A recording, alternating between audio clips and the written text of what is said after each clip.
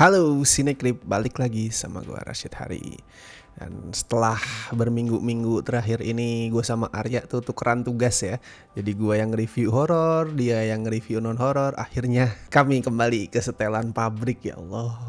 Gue udah capek anjir nge-review horor. Padahal cuma 2-3 mingguan ya. Sedangkan dia tuh udah nge-review horor rutin tiap minggu tuh bertahun-tahun. Gue gak kuat sih. Gue gak kuat. Jadi minggu ini Sinekrip kembali ke setelan pabrik. Gue nge-review yang bukan horor, yaitu ada film Indonesia juga yang baru tayang di bioskop hari Rabu kemarin ya. Rabu ya tayangnya ya, soalnya kan ada long weekend kemarin. Yaitu yang berjudul Perayaan Mati Rasa. Ini adalah film pertamanya Sinemaku di tahun 2025. Ya kalau lu ngomongin Sinemaku, ini PH baru yang buat gua tuh berbahaya. Ya PH baru hitungannya ya. Soalnya film pertamanya itu, rilisan pertamanya kan Kukira Kau Rumah. Kukira Kau Rumah baru belum ada 4 tahun yang lalu lah, 2021. Jadi ini PH film pertamanya tuh umurnya belum 5 tahun. Jadi bisa dibilang baru. Nih gue bilang berbahaya soalnya lu saksikan sendiri ya, dari 5 film yang udah mereka rilis sebelum ini, 3 diantaranya itu tembus 1 juta. Itu achievement yang wow. All Access to Rosa tuh 25 Shining Years emang nggak 1 juta ya, itu bahkan 100.000 nggak nyampe, cuman 65k kalau nggak salah. Tapi untuk ukuran sebuah dokumenter di Indonesia itu udah angka yang lumayan oke. Jadi kalau lu ngomongin Sinemaku, bisa dibilang secara finansial tuh mereka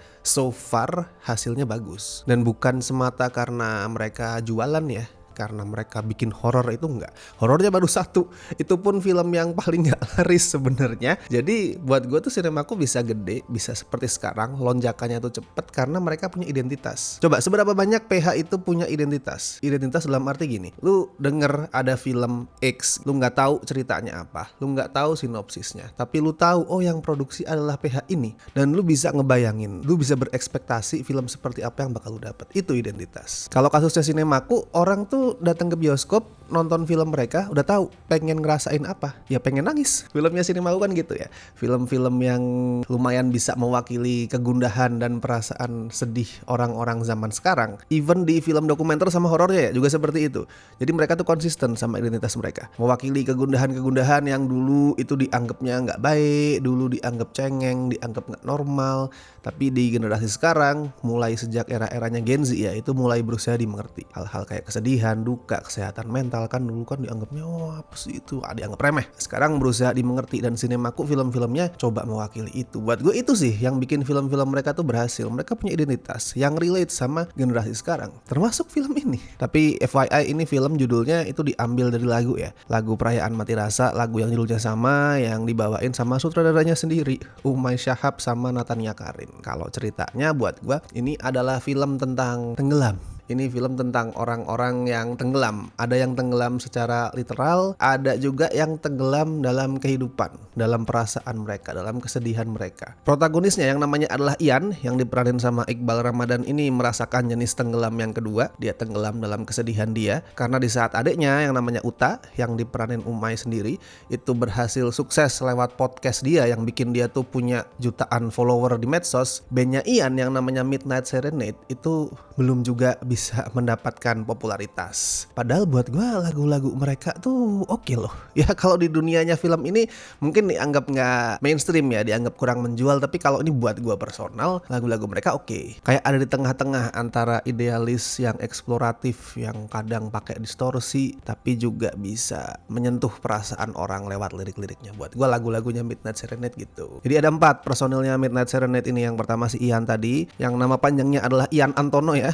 Lu tahu ini karakter terinspirasi dari siapa. Terus yang kedua adalah Ray, yang diperanin Devanu dan Endra. Ini sekilas ngingetin gua ke Liam Gallagher pada saat masih muda, dengan stylenya, dengan bajunya, rambutnya, sama cara dia manggung yang kadang tuh tangannya di belakang. Terus ada Dika yang diperanin Randi Niji, tapi di sini bukan main keyboard, main drum dia di sini. Sedangkan yang main keyboard adalah Saka, yang diperanin sama Dul dengan gaya main keyboard yang mirip sama bapaknya. Tapi intinya di sini Ian itu iri sama adiknya, iri sama Uta. Belum lagi kita ngomongin kehambaan hati dia ya, yang ngerasa kurang kasih sayang. Soalnya si bapak yang namanya Satya itu lebih sering pergi buat berlayar. Ya lu tau lah, kalau ada orang tuh keluarganya, bapaknya itu berlayar tuh seperti apa kondisinya. Bisa berbulan-bulan sebulan nggak pulang, bisa nggak kenal ini bapak saya siapa. Gue paham apa yang dirasain sama si Ian. Sampai suatu hari terjadi tragedi yang mengguncang keluarga ini, yang bikin Ian dan Uta itu terpaksa buat ngebohongin ibu mereka sendiri. Kebohongnya seperti apa? Silahkan lu tonton, karena itu part yang penting di filmnya. Part yang better tuh lu nggak tahu sebelum nonton. Tapi ini kebohongan yang unik, yang bikin filmnya itu punya warna tersendiri. Nah tadi gue sempat nyebut tragedi ya. Sekali lagi, ini gue nggak akan reveal tragedinya, meskipun lu pasti sudah bisa menebak sebenarnya tragedi apa yang gue maksud. Tapi satu yang gue suka pada saat adegan tragedi itu diketahui sama keluarga, itu naskahnya nggak perlu pakai kalimat-kalimat yang lebay. Biasanya nih ya di film-film tearjerker itu kalau ada anggota keluarga gitu misalkan, tahu kalau salah satu keluarganya itu meninggal tuh kan pasti panjang kalimatnya, panjang dan lebay, pakai nangis-nangis. Dia sudah mati, sudah meninggal, panjang banget. Nangis sambil ngomong sampai yang nonton tuh nggak tahu nih ngomong apa anjir. Percuma lu ngomong sambil nangis. Naskahnya tuh nggak pakai kalimat-kalimat panjang kayak gitu. Dia cuman pakai satu kata. Jadi si Iqbal, si Ian itu datengin si Uta, terus dia sambil mulai matanya itu berkaca-kaca ngomong tenggelam. Wih, satu kata doang, dan buat gue itu jauh lebih menusuk, jauh lebih emosional daripada kalau misalkan naskahnya pakai kalimat yang panjang. Karena kalau pakai kalimat yang panjang itu sudah mubazir, penonton bisa jadi nggak denger karena karakter lu nangis. Di sini satu kata udah cukup tuh, bisa mewakili semua perasaan dan semua kondisi yang terjadi. Sama didukung itu juga sih pilihan angle-nya. Di sini gue lihat tuh Umay sebagai sutradara tuh sangat suka pakai close up.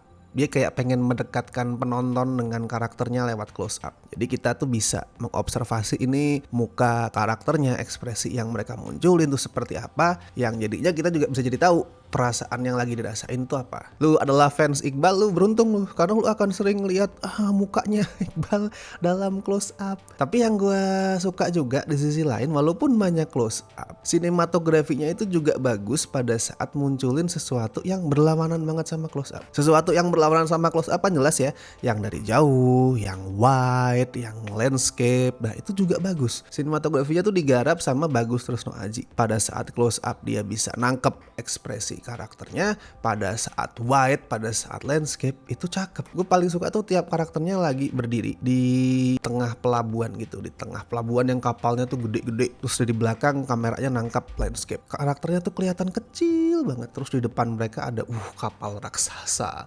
samudra. Itu gue suka. Satu itu cakep, dua itu bisa menggambarkan emosi karakternya. Karena di situ mereka kelihatan kecil banget, kelihatan kerdil lah istilahnya. Dan itu juga yang lagi mereka rasain. Karakter-karakternya kan merasa diri mereka itu kerdil, kecil di tengah emosi yang lagi menyerang mereka. Kayak mereka tuh gua nih bukan siapa-siapa, gua nih pecundang dan segala macam. Itu bisa diwakilin pakai landscape tadi. Ya jadi simpelnya gambar di Perayaan Mati Rasa itu bisa memunculkan emosi. Bukan cuma nangkep gambar cakep, bukan cuma asal rekam. Tapi kalau kita ngomongin emosi, of course ini aktornya juga berperan besar ya. Pasti percuma lu sinematografinya gini, aktornya aktingnya jelek.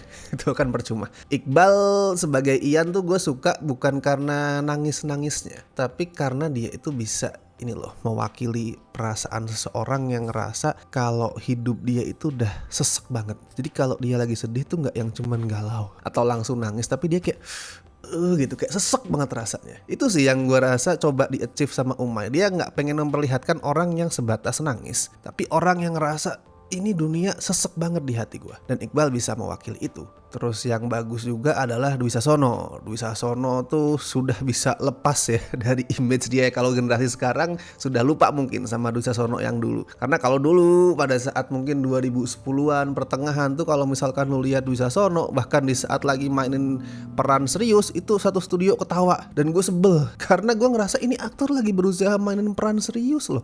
Kenapa lu pada ketawa? Itu sering terjadi dulu. Kalau sekarang sudah enggak ya.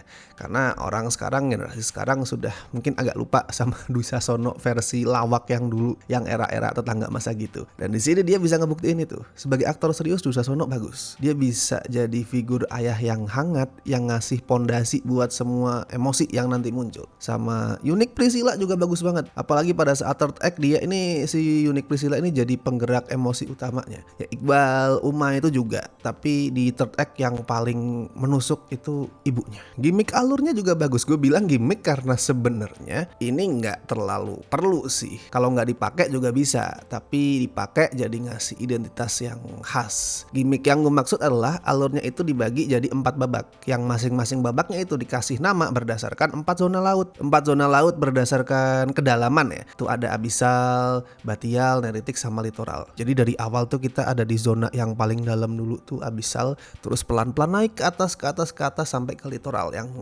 pertemuan antara bibir pantai sama air gitu. Itu sebenarnya kan nggak perlu-perlu banget ya, tapi karena dipakai ya buat gue jadi ngasih identitas. Karena kayak tadi gue bilang ini adalah film tentang tenggelam. Dengan make 4 babak berdasarkan zona laut itu, kita jadi bisa ngeliat proses karakternya dari yang tadi itu tenggelam di palung paling dalam, pelan-pelan tuh ke atas. Cuman mungkin butuh waktu agak terlalu lama ya sampai perayaan mati rasa ini sampai ke menu utamanya. Jadi menu utamanya itu adalah pada saat si Ian dan si Uta mulai ngibul ke ibunya. Dari situ unik tuh. Di awal ya sudah oke, udah digarap dengan oke. Cuman gue lihat masih formula banget pada saat belum sampai ke menu itu, ke titik itu. Gue paham sih maksudnya. Agak lama itu biar penonton bisa kenal lebih dulu ke karakternya, bisa care sama mereka, itu gue paham. Cuman masih a bit too long karena jadinya kita tuh berkutat terlalu lama di fase yang ya familiar banget. Karena kan sebenarnya cerita soal orang yang berduka, yang berusaha menghadapi perasaan sakit dia pada saat kehilangan orang yang tersayang kan udah banyak banget ya. Even di film Umay sebelumnya tuh ketika berhenti di sini juga seperti itu. Cuman setelah Ian sama Uta ngebohongin emaknya lebih unik kelihatannya. Walaupun tetap ada yang gue mengganggu di fase itu. Jadi pada saat Ian sama Uta tuh mulai ngebohongin emaknya tentang sesuatu, ada adegan di mana mereka tuh ngebuntutin si emak. Itu adegannya dibungkus dengan komedik, bahkan sampai ada adegan Ian itu menghipnotis Ence Bagus. Itu lucu. Tapi di saat yang bersamaan juga kerasa kayak beda banget. I mean keseluruhan perayaan mati rasa ini kan serius, a bit depresif. Terus kemudian lu kasih satu adegan komedik yang kemudian tone itu nggak terulang lagi di part-part lain filmnya, dan ada adegan ngehipnotis yang out of nowhere banget. Itu jadi inkonsisten. Gue nggak masalah kalau misalkan film yang dark itu masukin komedi, itu nggak masalah, tapi ini kayak komedinya beda banget sama tone filmnya. Sebenarnya udah cukup tuh misalkan Ian sama Uta ngebuntutin emaknya terus dikasih musik-musik yang agak lucu kayak yang film ini lakuin, sebenarnya udah cukup. Tapi di saat dia pakai acara ngehipnotis segala, buat gue itu too much sih. Tapi ya overall ini masih karya yang sangat kompeten. Gue jujur melihat ini kagum karena gue masih ingat banget lah debut filmnya Umay seperti apa. Kukira Kau Rumah sederhana, sangat-sangat minimalis, banyak shot yang mungkin agak-agak awkward. Terus lu bandingin di sini perayaan mati rasa, filmnya drama tapi kesannya mahal, kesannya epic, shot-shotnya bagus. Dalam waktu 3 tahunan lebih dikit lompatannya sudah jauh. Jadi ini patut gue apresiasi. Ini film yang kompeten lah di semua lini, walaupun gak sempurna tapi dia kompeten, gak ada lubang yang terlalu gede di filmnya. Ya kalau skor bisa gue kasih 7 dari 10 untuk perayaan mati rasa. Silahkan tonton, gue yakin kebanyakan dari penonton Cinecrip juga udah nonton ya. Tapi buat yang belum nonton silahkan tonton. Ini buat gue adalah katarsis buat orang-orang yang mungkin ngerasa relate sama ceritanya. Buat penonton yang juga pernah atau lagi merasakan duka, ini adalah katarsis buat lo. Maksudnya emosi lo akan terwakili oleh film ini. Dan ini juga sebuah reminder sih, pengingat tentang gimana kita manusia itu tidak abadi. Maksudnya suatu saat waktu-waktu ini akan berakhir. Umur kita akan selesai, umur orang-orang di sekitar kita yang kita sayang juga akan habis. Jadi lu maksimalkan waktu sebaik-baiknya. Itu yang berhasil di-achieve sama perayaan mati rasa. Jadi silakan ditonton. Dan buat yang udah nonton bisa juga bagiin review-review kalian di kolom komentar. Bebas berkomentar seperti apapun.